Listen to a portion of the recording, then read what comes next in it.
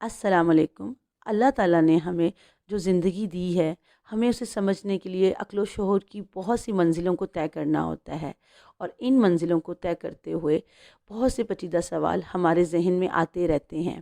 میری یہ ویڈیو بھی انہی سوالوں سے ریلیٹڈ ہے جو آپ پر زندگی کے اہم فلسفوں کے راز کھول دے گی۔ جیسا کہ میری پچھلی ویڈیو میں ایک نوجوان نے بزرگ سے کئی سوال کیے تھے، تو آج ہم اس سلسلے کو وہیں سے جوڑتے ہیں۔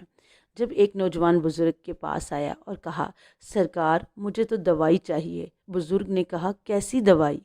تو نوجوان نے کہا، اصل حقیقت یہ ہے حضور کہ کوشش کے باوجود میری طبیعت خرابیوں کی طرف جھکتی ہے اور اچھائیوں سے گریز کرتی ہے۔ کچھ اس طرح کا علاج فرمایا جائے کہ میری طبیعت ٹھیک ہو جائے۔ بزرگ نے کہا کہ یہ تو اس کی شان ہے، کبھی ٹھنڈے میٹھے پانی کا دریا لہریں مارتا ہے اور کبھی کھارے زہریلے پانی کی طغیانی تلاطم پیدا کر دیتی ہے، لیکن یہ دونوں شانیں سرکاری ہیں۔ ظہور ایک ہی ذات پاک کا ہے، کیونکہ سیاہی سفیدی دونوں ہی رنگ سرکاری رنگ ہیں، اس میں کوئی دوسرا افیکٹ نہیں ہے۔ آپ تو خوب جانتے ہو نوجوان، جب آرمی ایکسرسائزز ہوتی ہیں تو آدھی فوج کا نام دشمن رکھ دیا جاتا ہے اور آدھی فوج کا نام قومی فوج۔ صبح شام خون ریز جنگ ہوتی ہے، دن بھر چیخم دھاڑ ہوتی ہے، اور شام کو دشمن فوج غالب آ گئی اور سرکاری فوج کو شکست ہوتی ہے، لیکن ہر حال میں فتح سرکار کو ہی ہوتی ہے، کیونکہ دشمن کیا، قومی کیا، باغی کیا، سرکاری کیا، دونوں لشکر سرکار کے ہی ہیں، دونوں سرکار کے ہی انڈر تھے، دونوں کو سرکار ہی کی طرف سے تنخواہ فراہم ہو رہی تھی، دونوں کو راشن سرکار ہی سے مل رہا تھا، دونوں پر سرکار ہی کی مہربانیاں برابر تھیں، کوئی جیتے کوئی ہارے، سرکار کو نہ شکست کا غم نہ فتح کی خوشی، کیونکہ سرکار ان دونوں باتوں سے پاک ہوتی ہے۔ اور نوجوان، اس میں کوئی دوئی نہیں ہے، دونوں پارٹیاں ایک ہی ہوتی ہیں۔ نوجوان نے کہا، بزرگوں تو پھر یہ دھینگا مشتی، یہ کھینچا تانی سب کیا ہے؟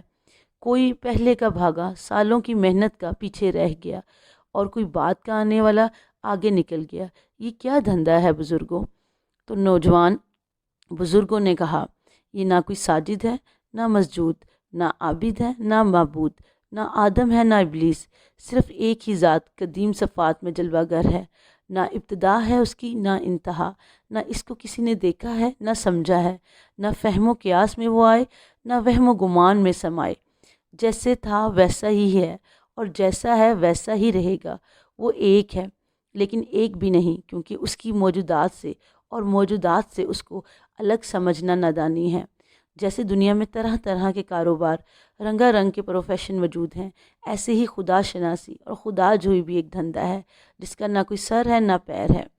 تو نوجوان نے کہا، بزرگوں جب اس کا کوئی سر پیر ہی نہیں تو پھر ڈھونڈنے والا کیا ڈھونڈے اور کرنے والا کیا کرے؟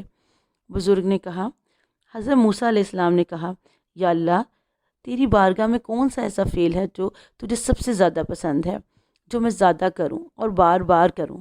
تو حکم ہوا، موسیٰ یہ فعل تیرا ہم کو پسند آیا کہ بچپن میں جب تیری ماں تجھ کو مارا کرتی تھی اور تو مار کھا کر اسی کی طرف دوڑتا تھا، اسی کی جھولی میں گھستا تھا۔ اللہ اکبر! تو نوجوان، ڈھونڈنے والے کو بھی یہی درکار ہے، لازم ہے کہ کیسی بھی گھر میں سختی ہو، کیسی بھی ذلت اور خواری پیش آئے، ہر حال میں خدا کی طرف رجوع کرے اور اسی کے فضل کو پکارتا رہے۔ تو نوجوان نے کہا، بزرگوں منہ سے تو ہم لا الہ الا اللہ کہتے ہیں، لیکن باطن کا حال کوئی نہیں جانتا کہ ہم کون ہیں، کیا ہیں۔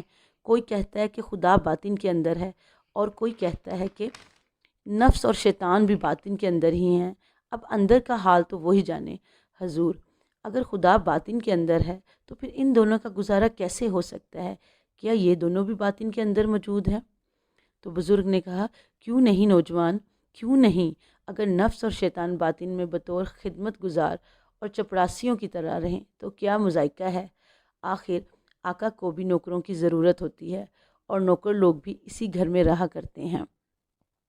امید ہے کہ میری آج کی اس ویڈیو سے آپ پر زندگی کے فلسفوں کی اہم گرہیں کھل گئی ہوں گی، تو مجھے بھی دعاؤں میں یاد رکھیے گا، اور ساتھ ہی میری ویڈیو کو لائک اور سبسکرائب کرنا نہ بھولیے گا۔ السلام علیکم ورحمۃ اللہ وبرکاتہ۔